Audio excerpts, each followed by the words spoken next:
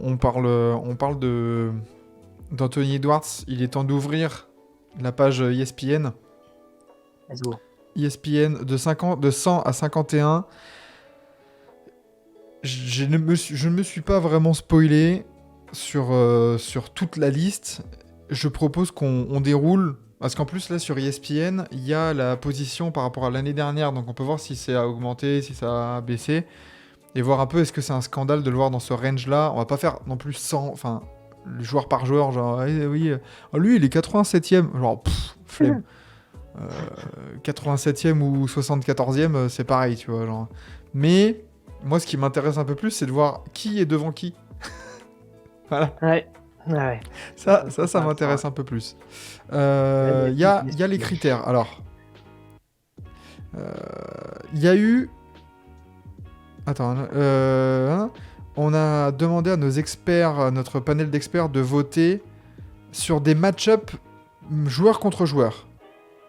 Donc, ils n'ont pas donné une liste où ils n'ont pas donné un tel joueur est top 10. Ils ont fait, voilà, entre Giannis Antetokounmpo et Taurean Prince, vous prenez qui? Voilà. Et du coup, la grande question, c'était quel joueur va être meilleur que l'autre, du coup, en 2024-2025. 100e, Anthony Simons, qui était 85e l'année dernière. Ok. Bon. Pose des bases. Chris Paul 99. Est-ce que Chris Paul est un top 100 joueur NBA encore? On a direct un dossier comme ça. Oui, Donny Médoc, ouais, c'est que des comparaisons, ouais. C'est ça, c'est là où c'est trompeur, c'est qu'il y a énormément de... C'est pour ça qu'on l'a pas fait, enfin j'ai pas voulu non plus le republier, parce que du coup il y en a plein qui l'ont republié en mode c'est une liste, c'est un top. Attention, c'est un 1-1, voilà. Donc, est-ce que Chris Paul est un top 100 sur 450, entre guillemets, comme le dit Donny Médoc? Est-ce que, par exemple, si on prend en termes de postes, on va dire que, bah voilà, on divise par 5, imaginons, est-ce qu'il est top 20 meneur? C'est compliqué, il est vraiment sur le déclin. Il était 76e la saison dernière. Moi, je trouve que c'est pas déconnant de le voir. Non. Il peut peut-être un peu renaître. Alors non, par contre, juste derrière, mec. Voilà. Elle est bien meilleure reste. Voilà. Mike Conley, par exemple, est à côté de Chris Paul par rapport à la saison 2023-2024 et le futur. Après, les places 90, c'est de la figuration. Oui, mais du coup, moi, ce qui m'intéresse, c'est de voir, par exemple, là, déjà, on a déjà un gros dossier. C'est genre voir Chris Paul et Mike Conley côte à côte. Ouais. Non. Mike Conley, il va vraiment faire toute sa carrière complètement sous-estimé. Sous-côté. J'adore ce joueur. Mike Conley qui a donné un coup de boost incroyable aux Wolves. Bon, bah voilà, quoi. Ce qu'ils mettent là... Il tourne en deuxième porteur de balle, il tourne à 6 passes par match et il est à 44% à 3 points. Okay. Andrew Wiggins, Golden State. Oh la vache. 36 places de downfall. Oh la chute. Ah, bah après, il a eu une saison tellement compliquée. Normal, hein. Alors, sur les parquets et en dehors aussi, donc ça n'a pas dû aider. Là, comme ils disent, hein, il y a 2 ans, après sa saison All-Star, il y a 2 ans, il joue 37 matchs, il a eu des problèmes et tout ça.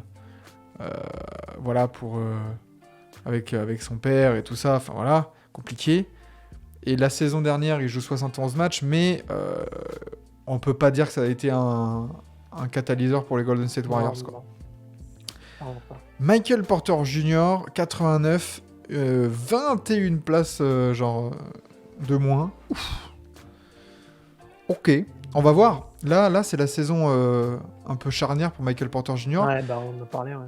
On en a parlé. Il y a plus en plus Kentavious Caldwell-Pope à Denver. Là, il faut vraiment qu'il réponde un peu aux attentes sur tu dois être dans les élites post 3, là, ça y est. Ouais. Jaime Raquez Jr. avec Naz Reid, Hartenstein. J'aime beaucoup Jaime Raquez Jr. Ouais. Mais faut pas abuser. Ouais. Là, on a Naz Reid et Hartenstein qui ont apporté en playoff. Ouais. ce que j'allais dire. qui ont... Enfin, Nasrid, c'est le Six Man of the Year, hein, enfin voilà. Ouais.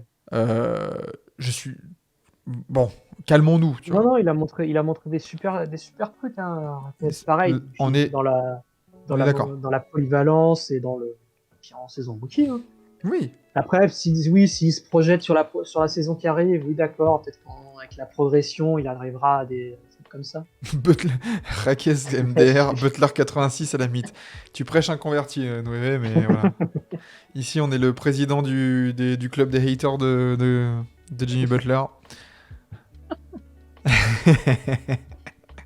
Le surcotage de Jimmy Butler, j'en parlerai dans ma prochaine conférence. Il y a un an, j'aurais défendu de tout mon cœur, mais la saison dernière, il m'a gonflé. Ah bah, il faut expliquer la carrière de Jimmy Butler sauvée par 2 runs de playoff. Jimmy Butler, ce fameux joueur de playoff qui n'est qu'à 50% de victoire finalement sur sa carrière, à 20 points par match. Miles Turner qui recule, Jeremy Grant qui recule bien aussi. Miles Turner qui recule. Ouais. Ah ouais. Ouais. Qui recule bien en plus, 16 places. Hein. Ouais. Ah, il a fait une grosse saison. Grosse saison, hein. Ouais. Hein. Marcus Smart, je suis d'accord, c'est un peu... Bon, j'attends de voir aussi, je l'aurais pas forcément mis dans un... Tu vois, Marcus Smart, bah, je le mettrais derrière... typiquement, Mike Conley, derrière Marcus Smart, ça me choque. Ah ouais, carrément. Ah ouais, je suis d'accord. Tu vois. Enfin... Ouais. Oh, Brandin puis... Podziemski. Ouais, alors celle-là... 78e. Autant j'aime bien... On va faire le truc qu'on entend beaucoup, mais s'il est pas aux Warriors, il est pas top 100. Quoi. En fait. Alors, s'il est pas aux Warriors, au mieux, ils le mettent dans le range de Rani Raquez, quoi. Autant, voilà, exactement. Autant j'adore les Warriors. De toute façon, j'ai commencé à suivre la NBA en 2014, donc je suis tombé à fond dans la vague Curry Warriors. Petit timing, ouais. Podziemski j'ai bien suivi la saison dernière. Podziemski a fait une très bonne saison, un peu surprenante par rapport à ce qu'on attendait, dans des Warriors qui étaient très moroses, on va dire. Mais de là à le mettre ici, calmons-nous. Encore une fois, devant des mecs comme Herb Jones, Nasrid, Mike Conley, enfin, genre. Oui, même en prenant leur pseudo projection sur la saison là. Enfin voilà, c'est pas que. Tu vois, on parlait de Chris Paul tout à l'heure qui est compliqué à jauger parce que tu te dis est-ce qu'il va renaître un peu ou est-ce qu'il est toujours à la fin. Là, même en te projetant, non, un mec au moins comme Nasrid, forcément. Regarde derrière, regarde, on a Jaden McDaniels juste devant. Juste. En fait, j'attends de voir s'il va vraiment rentabiliser son contrat. Ouais. Pour l'instant, défensivement, c'est incroyable. Tu vois, il a été to be the Scottie Pippen to Anthony Edwards, Michael Jordan. C'est vrai que il y a du taf. Hein. Il y a du taf, mais il n'a que 24 ans encore. Oui. Donc c'est intéressant pour Minnesota d'avoir un peu ce duo-là sur les postes 2-3, où tu peux vraiment te dire, bon, on a vraiment nos ailes là qui sont lock. Ouais. Ça peut être pas mal. Ça, oui, bien sûr. Ça peut être très bien. Moi j'aime bien s'il ne devient pas une foudre offensive, son profil défensif fait qu'il a déjà... en fait, il est déjà très complémentaire d'Anthony Edwards. Voilà. C'est ça qui est cool. C'est ça qui est bien. Ouais. Tyler Hero, Hero, je sors du train qui est à l'arrêt. C'est vrai que là, on est sur une trajectoire de carrière assez bizarre.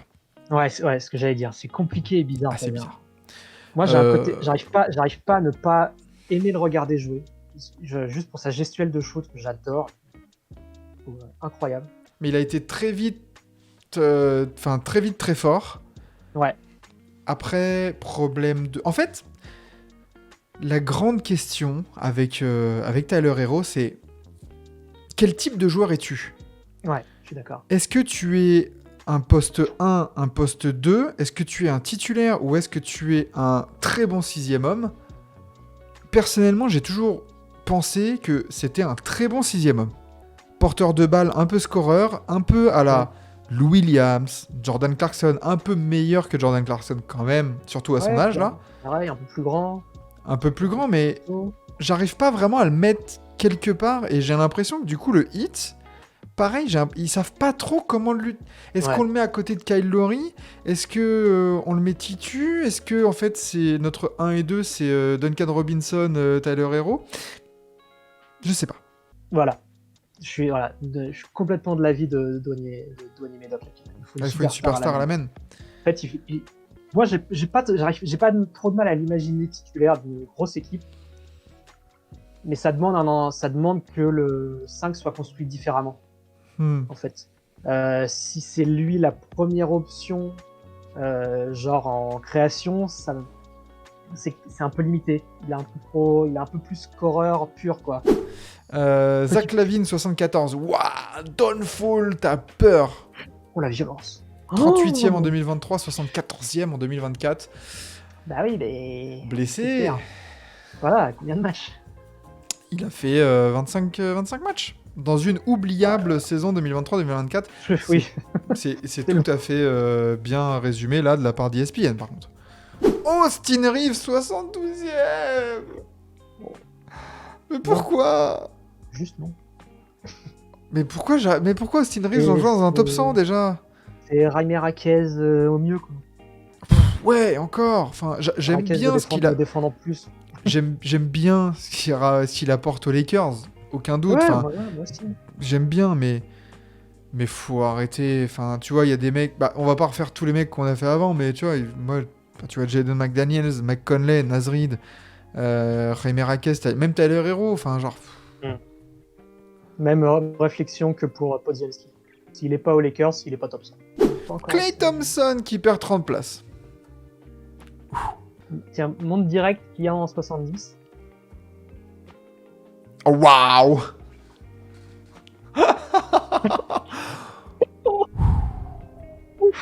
Ouais, en 3 places, on a Austin Reeves, Bradley Beal, Klay Thompson. Oh là, et là, ça fait mal. Hein.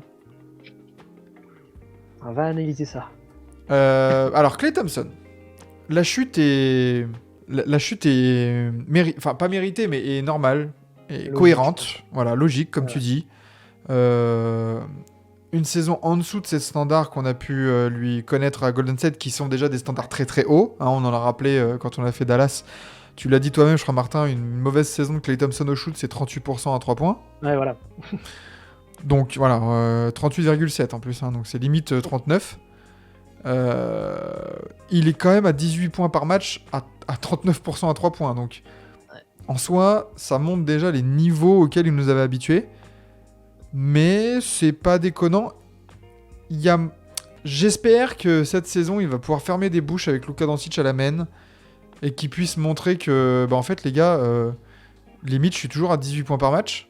Mais par contre, je suis à 43% à 3 points parce que il y a Kyrie et Luka à côté, j'ai des espaces de malade mental et je sanctionne de ouf. Je pense que pour fermer des bouches, faut qu'il commence à fermer la sienne aussi. Ouais. Il a beaucoup parlé dernièrement. Et on sait pas trop là comment ça s'est vraiment fini, le côté il a pas eu le contrat qu'il voulait, etc. Ouais. Est-ce qu'il part en mode mais ça peut non, faire vous devez me payer tant parce que je suis encore trop fort. Ça peut lui faire le plus grand bien de justement de changer d'air et de ne plus être dans cet environnement un peu où genre bah les gars moi j'ai gagné enfin. Oh par contre bon, Brandon Miller devant Jalen Green. Ah, putain. C'est un peu C'est un peu rich hein. Ouais, c'est un peu culture de l'instant. Brandon Miller tu vois typiquement alors qu'est-ce qui justifie que Brandon Miller soit 68 et que Podziemski et Raquez soient genre 20 places plus haut? La hype. Voilà. Enfin voilà, tu vois, Brandon Miller, très bonne saison, il a été dans le, dans le podium pour le rookie de l'année, mais en soi... Ouais, et puis il a fermé des bouches, parce que quand à la draft, Ben Silver annonce qu'il est pris en 2 alors que tout le monde attendait... Scoot. Scoot, ça, tout le monde s'est marré. Hein. Bah oui. Et bah, on rigole beaucoup moins maintenant. C'est Les Blazers aussi rigolent beaucoup. C'est clair. Bon, on va voir pour Scoot. Mais même avec la hype et en jugeant un peu le potentiel, il doit être plus bas. Allez, à toi, Martin. Allez, je me casse. Là oui, je le savais. Et puis du coup, il est là. Bah oui. Non, mais Cade Cunningham, Non. 67ème, il augmente de 7 places. Bah après, là, tu vois, si Putain, Austin Reeves n'est Ouais, pas voilà. si loin que ça.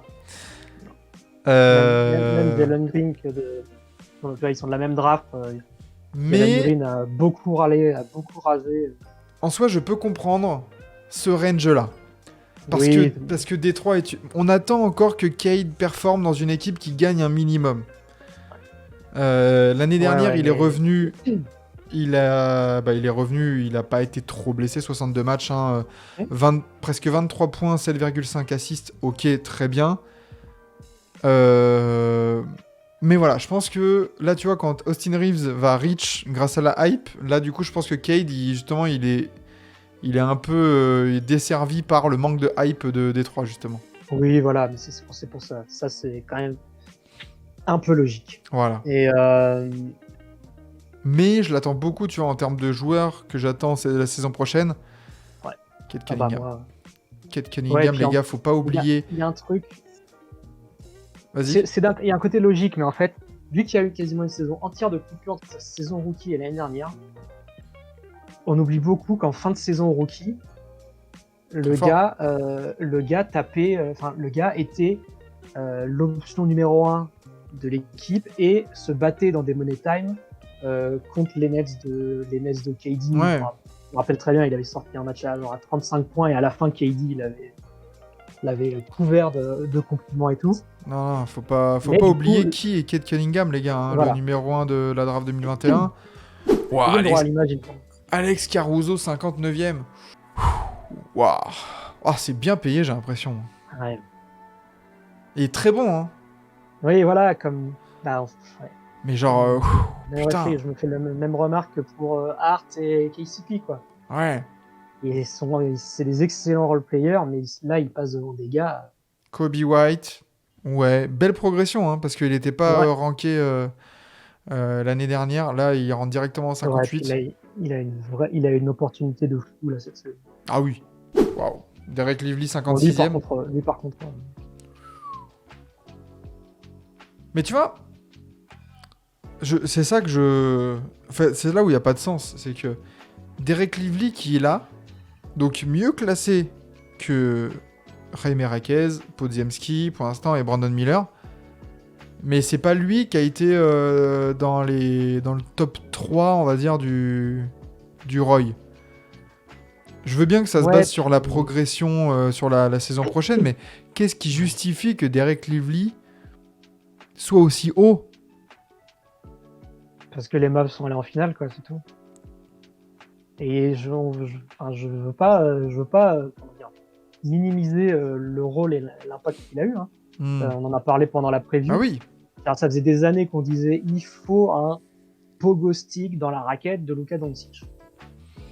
Et ils ont fini avec Gafford aussi dans le backup, mais la première partie de saison, c'est Lively qui a ce rôle-là. Et il est incontesté, quoi.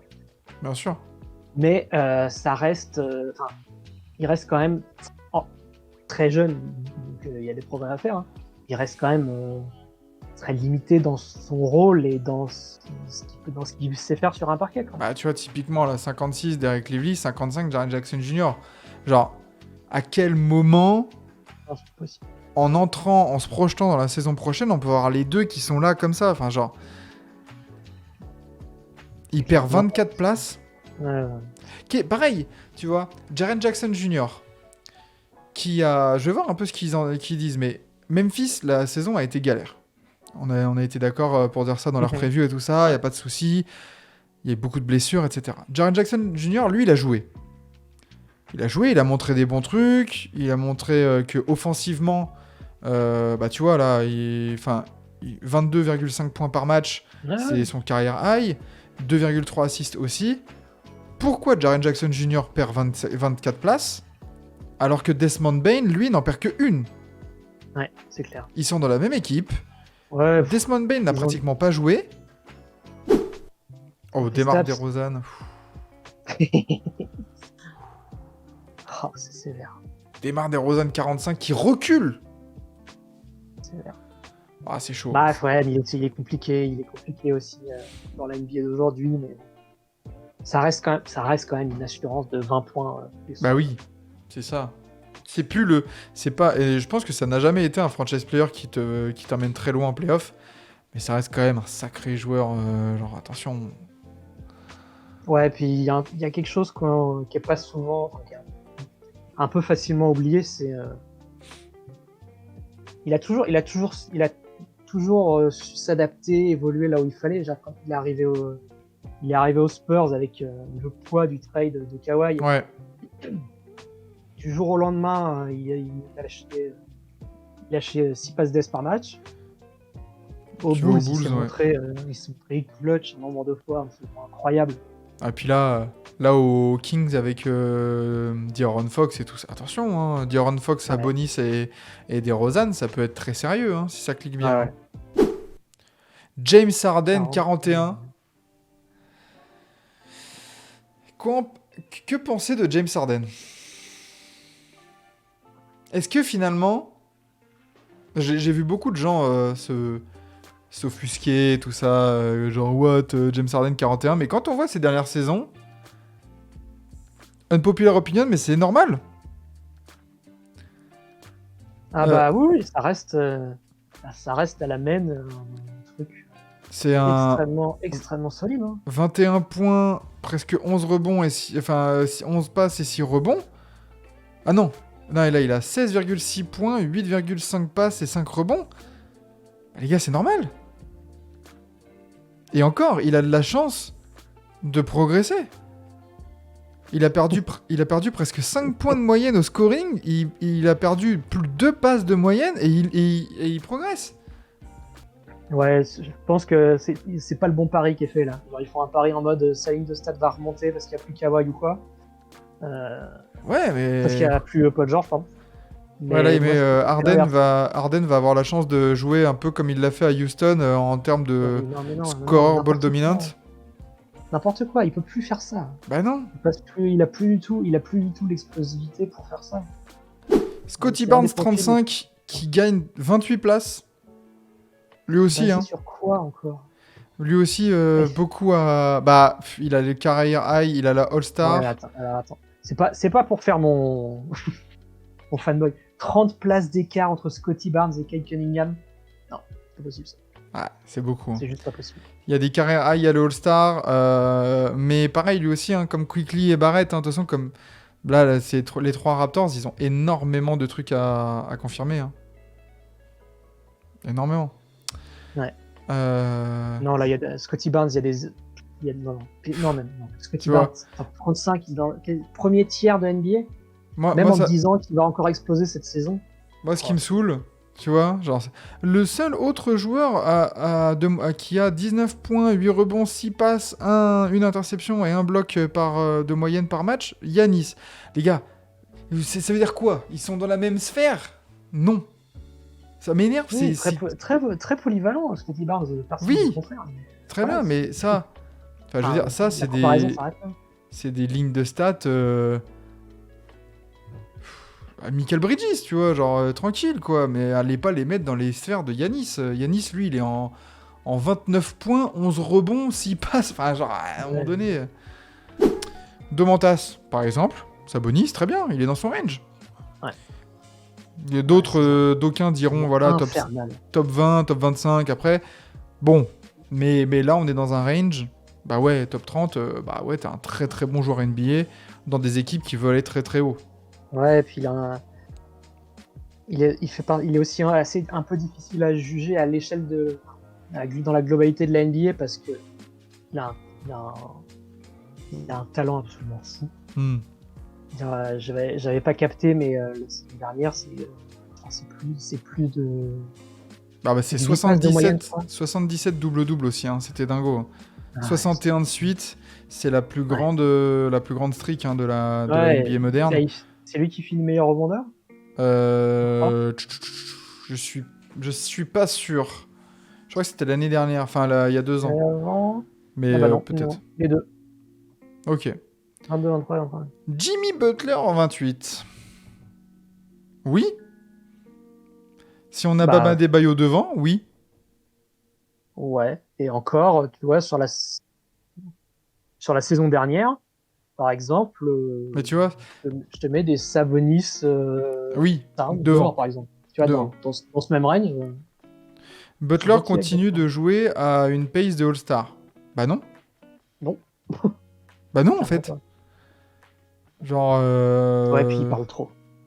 Tu vois, il était un des 8 joueurs à avoir, à avoir Oui, 20 points de moyenne avec... Faut ouais, arrêter. carrément. Oui, puis à 40% à 3 points, ça prend 1,5 par match. C'est bon, quoi. Bon. Zion en 27. Ouh. Hmm. Et ça, c'est un gros pari. Hein. Tu vois, regarde, il a gagné 30 places juste parce qu'il est disponible cette saison. Oui, c'est ça, voilà. Ah, Voilà, Zion. le début de carrière de Zion résumé en une ligne. Zion, tu es là? Oui. Mettez-le 27. Banchero 24.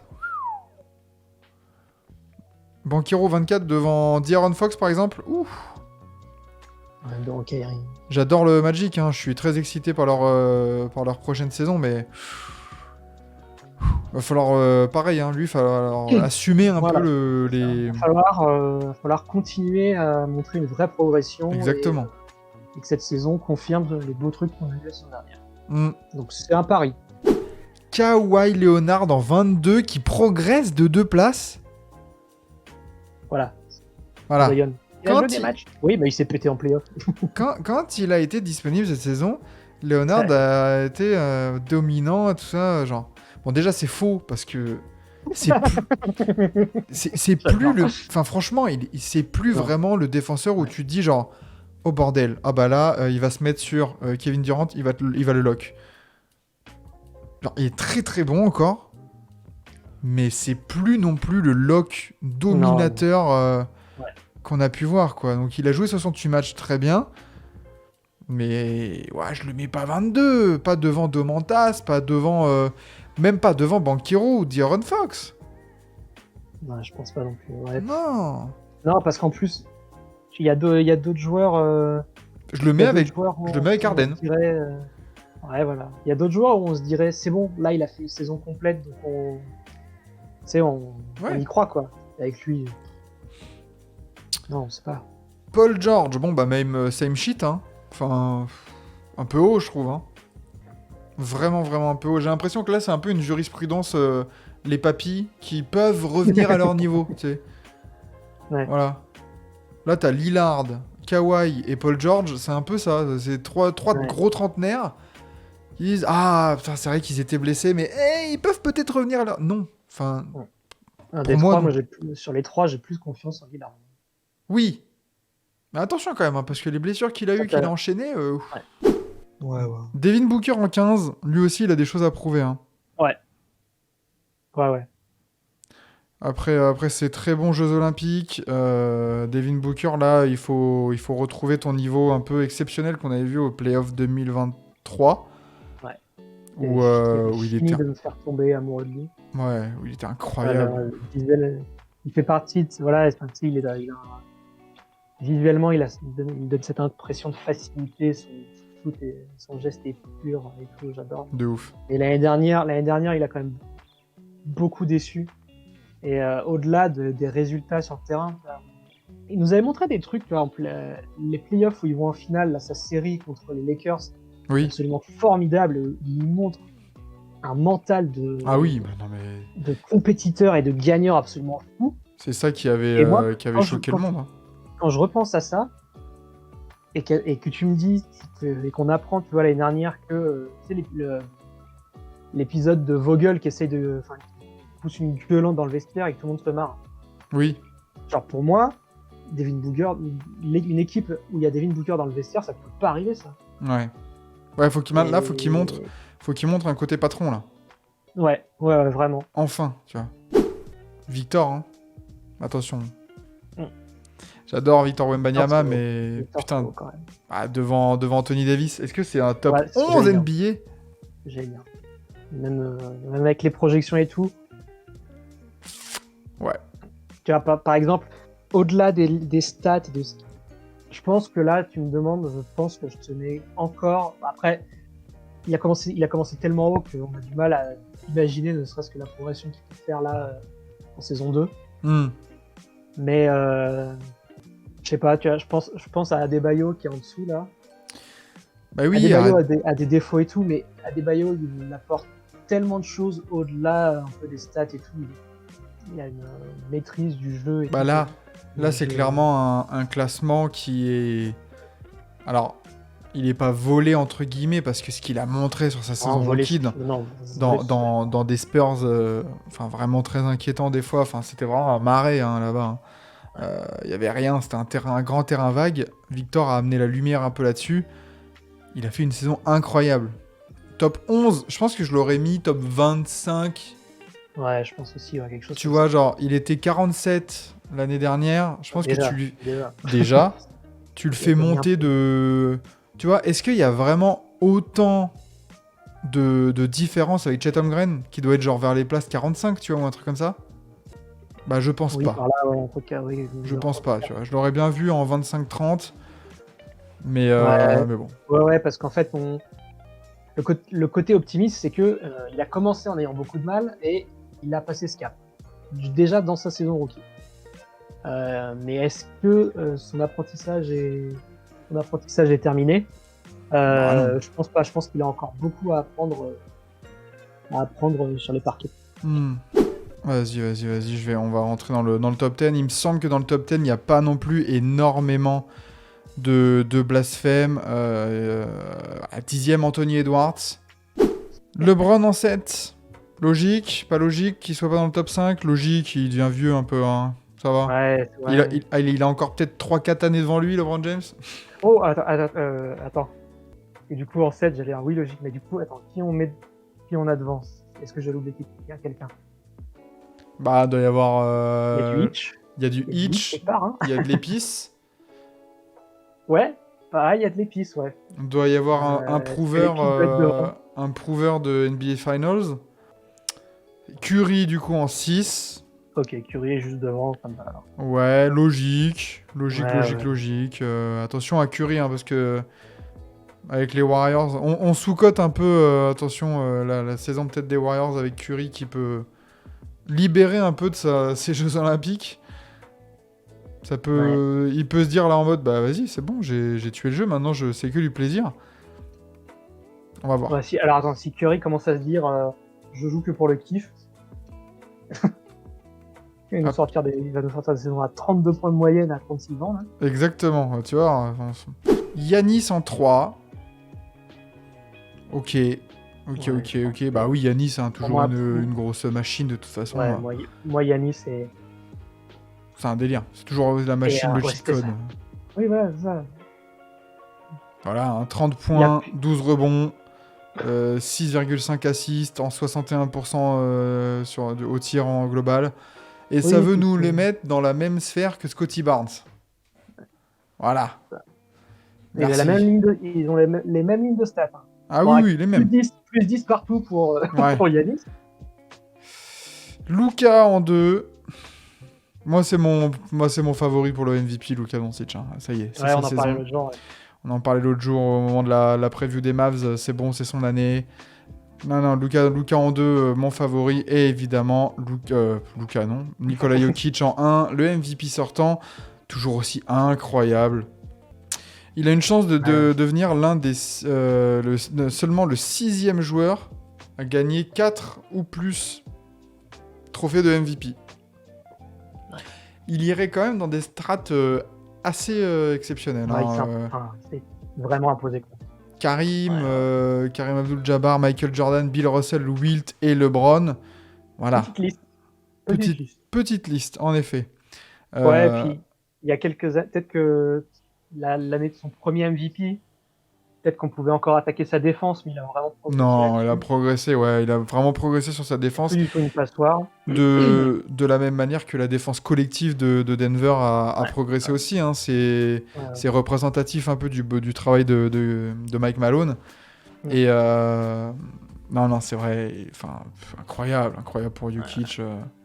Il va encore nous sortir des lignes de stade de zinzin. Puis au-delà, il dégage, au-delà de la ligne de stats, un reflète, il dégage une telle... il contrôle tout, tu vois, il contrôle tout, Bah, c'est ce que met ESPN. Hein, il a été aussi listé comme le meilleur passeur et le joueur le plus intelligent dans le questionnaire, là, un peu pour les GM. Oui, ah oui, ouais, le GN, ça revient. Voilà. Ouais. Autant, tu vois, là, du coup, on vient de finir le top 100. Autant il peut y avoir des dingueries un peu sur le top 100, sur qui est au-dessus de qui, ou qui progresse ou régresse. Là, sur le top 10 ou même sur le top 20, il n'y a aucun blasphème. Il y a juste des ranges, voilà, où, bah oui, là, après, c'est à l'appréciation de chacun, mais s'il y en a qui mettent Shea en 1 et Jokic en 3, je veux dire, on va pas non plus crier au scandale. Ah, quand même, ça va, tu vois. Scandale, genre, non, scandale, ce serait un on grand. va pas non plus dire, putain, c'est volé, enfin... Non, si voilà. si Jokic ou Shea étaient hors du top 5 ou genre même en 8-9 là on aurait dit il va falloir le justifier, le fait de mettre Jason Tatum devant, tu vois. Genre. Ouais. Voilà. Donc